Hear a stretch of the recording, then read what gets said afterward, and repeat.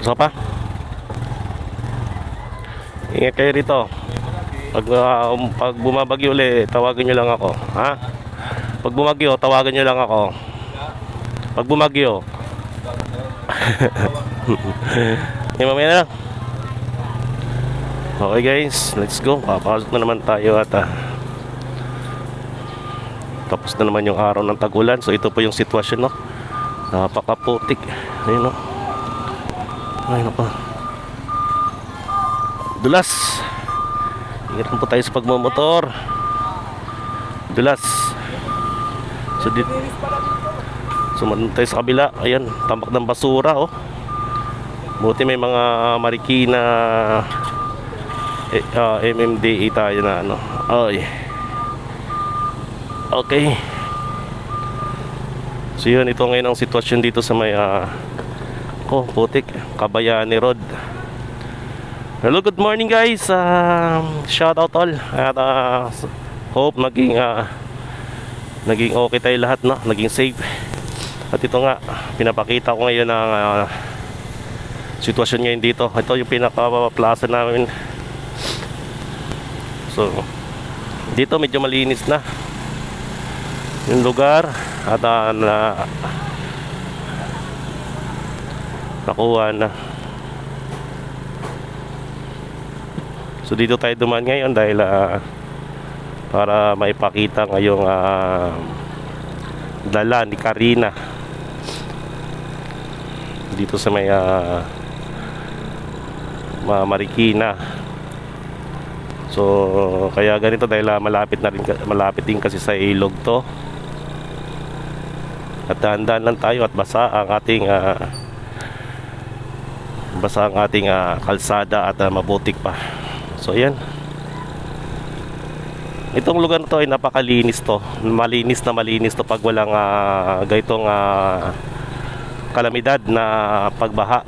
Ito ay isa sa pinaka clean and green na lugar. Kaya makikita mo naman puro puno. Pero hindi mo talaga maiwasan na talagang pinapasok ng tubig baha. Dahil nga sa malapit lang din sa ilog ayun, no? Makikita niyo visibility, no? Oh. Kailangan mong pumasok talaga. Pero yung iba naglilinis pa at hindi pa tapos ang kanilang paglilinis dito. Ayan, ako wag namin sana nating mababa yung ating paa dito sa putikan dahil salamat sa nakakotse at pinagbigyan tayo. Ayan. So guys, ating mga mahal na kababayan, ayan. Nanon talaga tayo. Pag ito, linis. At sama-sama, ayan mga washing machine, no? Mga manabasang washing machine. Tignan mo na. Oy. Ano?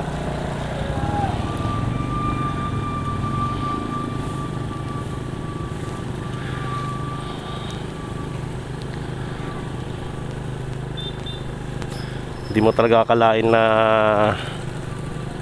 ganito magiging itsura pag pero pag napakaganda ng panahon na makikita po natin yung kalinisan ng lugar na to.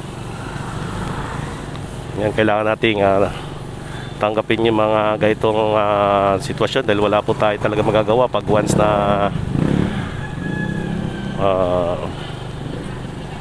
mangyayari sa ating kalikasan. Kaya tayo na rin mismo ang mag-aayos ng ating mga kalikasan. Iwasan po natin magkalat at higit sa lahat wag natin sirain sila dahil pag oras na ito ay binalik, ayan, super tambak ng mga basura. At salamat naman sa Panginoon at wala naman po mga nawala sa araw ng pagbaha or pagbagyo. So yan, lalabas na po tayo. Dito tayo duman ngayon dahil gusto ko lang may ipakita sa inyo yung sitwasyon dito sa may tabi ng ilog. Ayan, nawasa to. Yan, nasa gilid niya, nawasa. At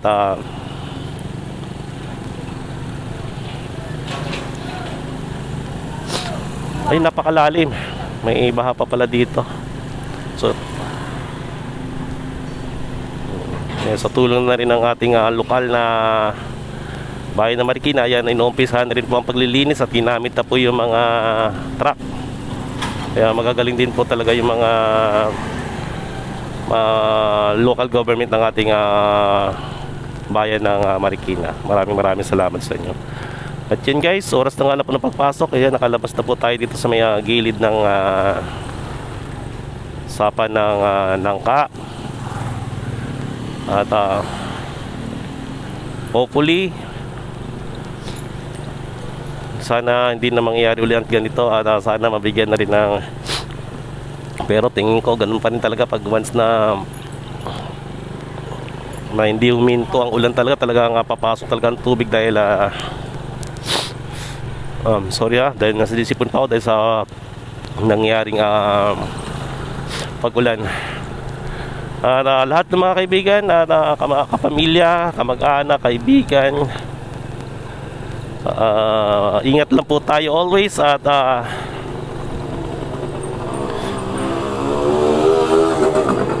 Godspeed, na sana makarecover tayo agad. At ito, at palabas na ako ng highway, at maraming salamat sa inyo uli. Ako po ang inyong lingkod, Yolax, ang nagsasabing always take care. At papunta na po tayo ng ating trabaho para panibagong panibagong buhay, panibagong pag-asa. Nandito na tayo, palabas na po tayo ng highway ng Marikina, at dito tayo, at may nakaharang na truck. At maganda rito sa Marikina, marami kang mga pwedeng daanan. Okay guys, ito yung lingkod, Yolax. Please follow and subscribe to my Facebook and YouTube channel. And bye bye. Love you all.